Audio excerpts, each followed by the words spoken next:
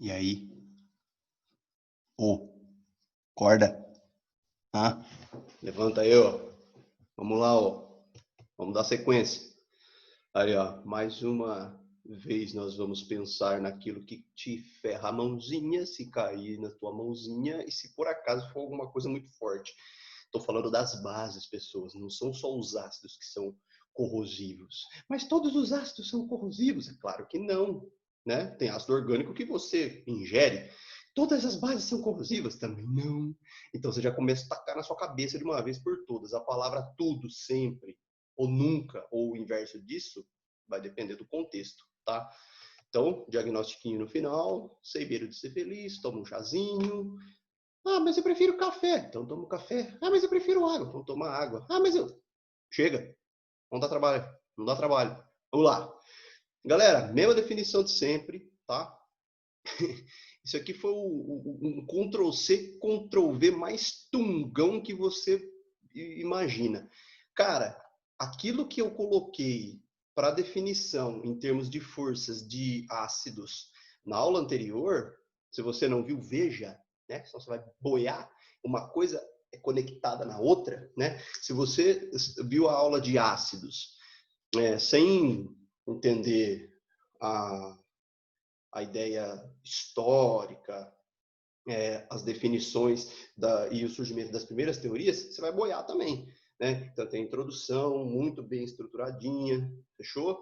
Você tem depois a aula de ácidos ali, que né, 80% da aula a gente fica memorizando maneiras de ficar dando nome para os ácidos. As bases são mais simples, né? E a maneira que a gente classifica é basicamente a mesma. Vai depender do quê? Vai depender do contexto, né? Então, aquilo que foi alterado, tá? Em termos de definição, olha aqui, ó.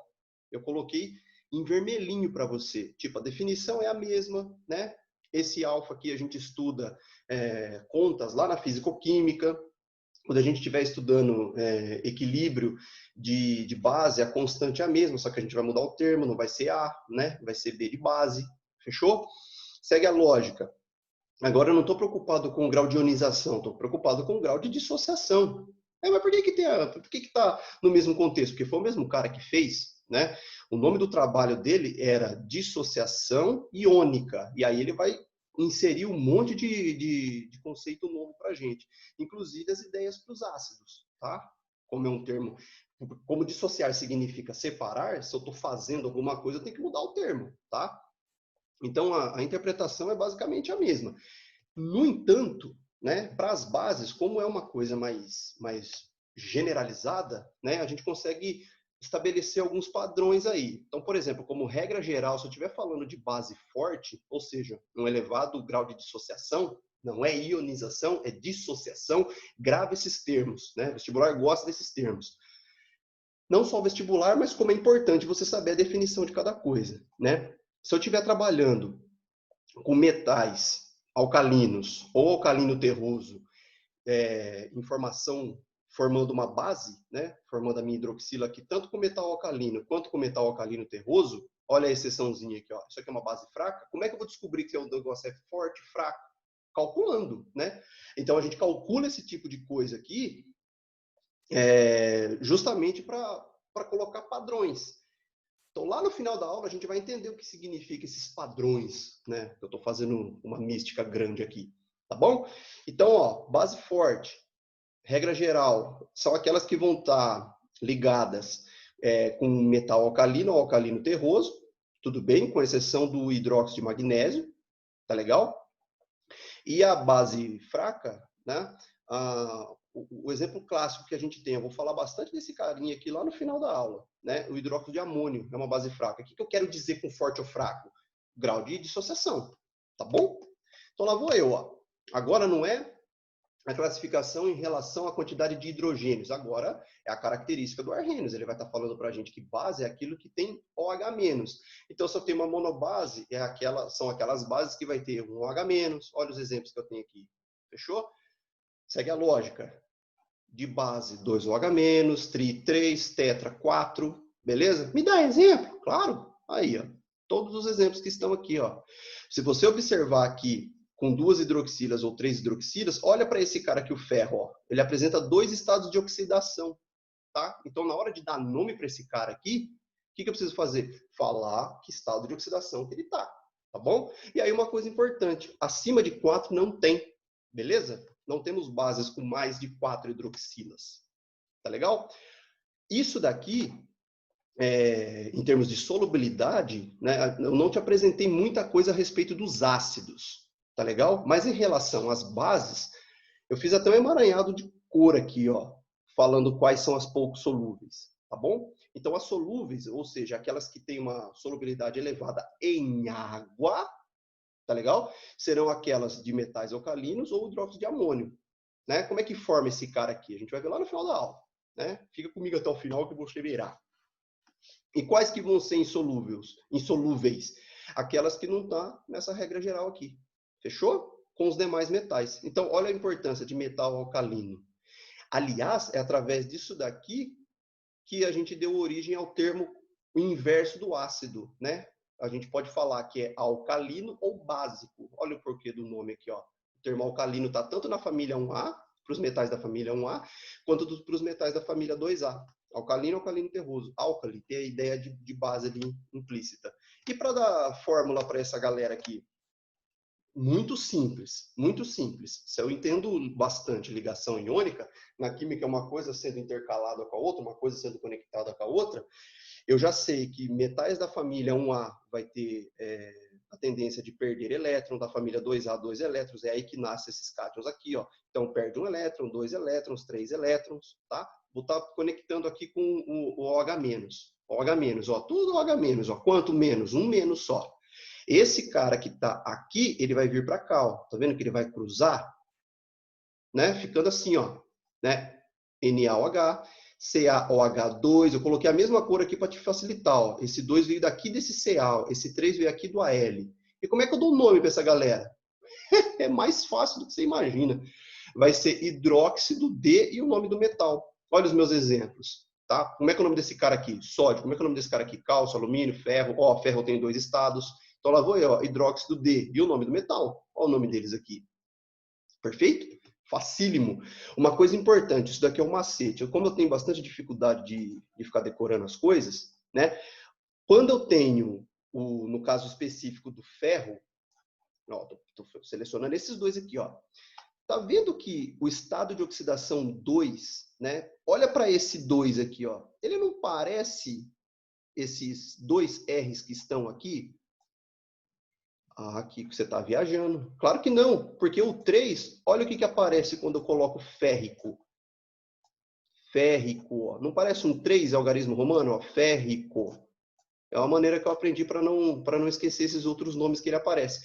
Então, por exemplo, o hidróxido de ferro, eu posso chamar hidróxido de ferro 2 ou hidróxido ferroso.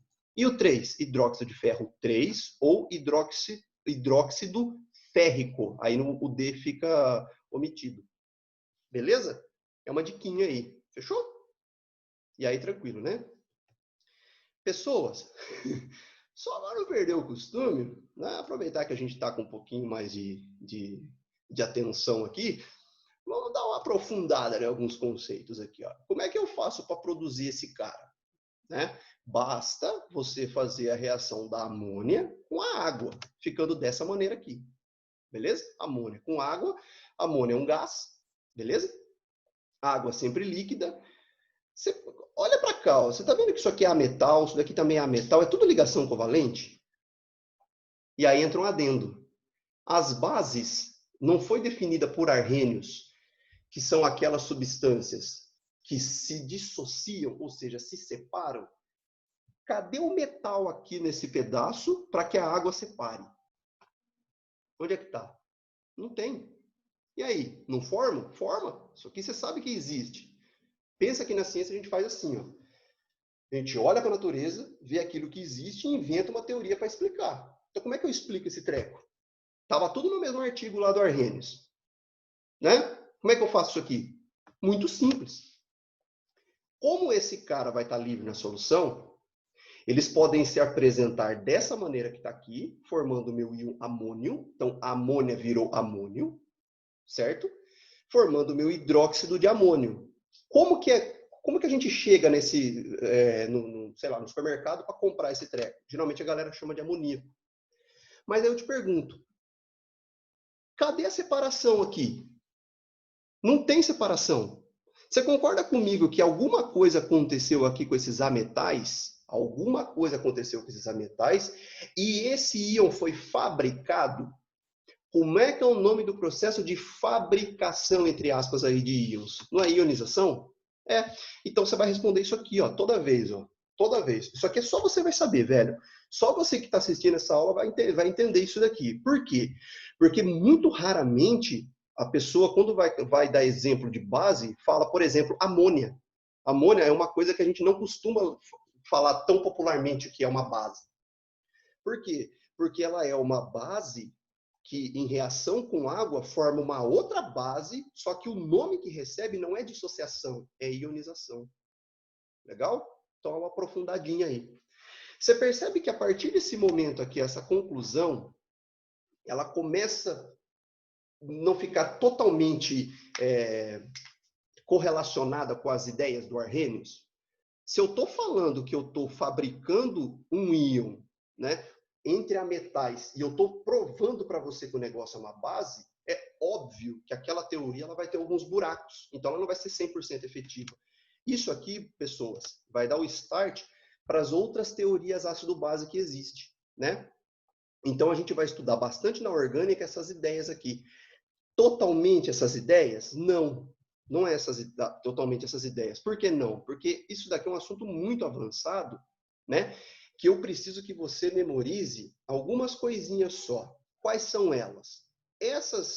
A primeira delas, né? Não é Arrhenius apenas que fala de ácido base. Tem uma porrada de outros lá que falam de teoria ácido base, né? Os mais populares são Arrhenius, Bronson de Lowry e Lewis, que é o que você está vendo aí. Qual que é a diferenciação entre eles? Né? Esses dois caras aqui, eles vão contextualizar, eles vão dissertar, isso aqui são dois cientistas, né, Bronson e Lowry, e eles vão estar falando para a gente através dos prótons. Nossa, aqui que eu não estou entendendo. Não é para entender, é só para você saber que não existe Arrhenius apenas, tá bom? A gente vai falar disso daqui lá na aula de orgânica, tá legal? Por quê? A água, ela pode ter um papel de um ácido e de uma base também. Só que vai depender do quê? Vai depender do contexto que eu estou usando. Tudo bem? Então, a partir desse momento aqui, ó, eu estou falando para você que a reação da amônia, que é uma base em água, forma outra base por um outro processo que você já sabe o nome de fabricação de íons, só que aquela teoria ela fica falha, ela não é 100% coerente. É aí que entra a minha grande paixão pela ciência também. Quando eu tenho uma nova interpretação, eu não costumo falar que a anterior está errada. Eu costumo falar que a minha nova interpretação, é a mesma ideia do modelo atômico, mas eu costumo falar que essa nova ideia que surgiu, ela é um complemento. Então, qual contexto que eu vou usar ácido e base de Arrhenius? Qual contexto que eu vou usar ácido e base de Bronson de Lowry? E lembra aquele cara que a gente fala das estruturas dos pontinhos, que é o Lewis, que a gente comenta para você fazer fórmulas estruturais? Né? Então, aqui eu tenho a fórmula estrutural, e se eu estiver falando em relação a elétrons, o Lewis ele também fez estudo em relação a ácido base. Então, esses caras aqui, eles vão fazer novas definições para ácido base, e essa daqui vai fazer uma outra definição para ácido base. Então, beleza, Kiko, qual que eu uso? A resposta é não sei. Por quê? Porque eu dependo do contexto. Vai depender do contexto que eu vou estar inserido para saber se aquilo é válido ou não é válido. E daí, quando eu falo se é válido ou não válido, não significa que aquilo que eu sabia anteriormente estava errado. Significa que ele apenas não condiz com aquele contexto que eu estou inserido. Então, não existe uma coisa que tu coloca na cabeça agora. Teorias do base, qual que é a melhor? A palavra melhor se arranca fora, não tem melhor. Vai depender do quê? Do contexto. Tudo bem? Então, quando eu falar de ácido base no contexto orgânico, aí que eu vou interpretar. Eu não vou calcular. Quem calcula é a fisicoquímica. Né? Eu vou interpretar os valores de Ka, o valor de Kb. Né? Ou seja, analisando o contexto que eu vou falar quanto é forte, quanto é fraco, um ácido, uma base, tá? E aí, a partir desse momento, a gente pode fazer uma comparaçãozinha, né? Em relação à estrutura, em relação à solubilidade, né? Uma coisa importantíssima, que é o nosso próximo tema, é a ideia de sal. Quando que eu produzo um sal? Toda vez que eu fizer uma reação denominada neutralização, que vai acontecer quando? Toda vez que eu tiver um ácido, toda vez que eu tiver uma base, né? Essa reação é chamada de neutralização e vai produzir um sal e água. Tudo bem? E aí, o que vai acontecer? Sempre vai acontecer assim? Sim, aí eu consigo fazer o quê? Não tem só isso, não tem só essa maneira de obtenção de sal, né? Eu só estou colocando uma introdução para o nosso próximo assunto. O que é importante a gente perceber? Né? Tem alguns sais que ele tem características ácidas, tem outros sais que têm características básicas, né? A gente vai falar bastante isso na parte de óxidos também. Então, é o momento que a gente para na ciência e começa a organizar e analisar o contexto. E esquece aquela ideia, isso aqui está certo, isso aqui está errado. Né? Pode estar completo, pode estar incompleto, pode ser efetivo para explicar algumas coisas, pode não ser efetivo para explicar outras. Então, dentro do contexto da orgânica, o que a gente usa bastante? A ideia de Lewis. Significa que a gente esquece completamente a ideia de Arrhenius? Claro que não. Né?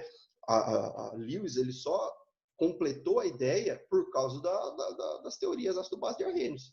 Tudo bem?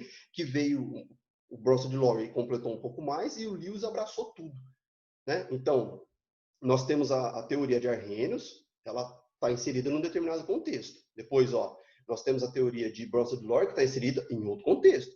E nós temos a teoria de Lewis, que está englobando tudo isso daí. Vai depender do quê? Do contexto. Não significa certo e errado. Fechou? Olha o que nasce a partir desse momento, né? Que a físico-química vai calcular esses valores. Né? A famosa escala de pH.